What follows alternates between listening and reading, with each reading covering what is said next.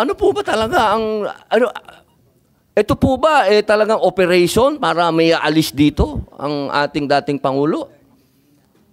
Kanino po ba? Kasi kami pinopuwersa kami lahat ng mga supporter ni Digong na i-contempt po kayo. Pero hindi po namin ginagawa. Sapagkat ang order, walang order sa amin na ipa-contempt kayo. Kung galing lang to kay PRRD o galing kay BP na pa-contempt kayo, kukontempt kita, boss. Baka ako pa magsabi na ako hahatak sa'yo. Pero hindi ko ginagawa, boss. Kasi walang order sa amin na gawin sa inyo yan.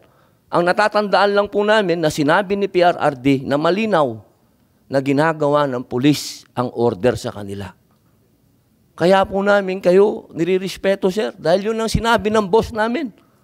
Yun ang sinabi ng chairman ng PDP na ginagawa lang ng pulis ang trabaho nila. Pero sana naman, sir, isipin din natin kung anong itinanim ni PRRD sa bansang ito.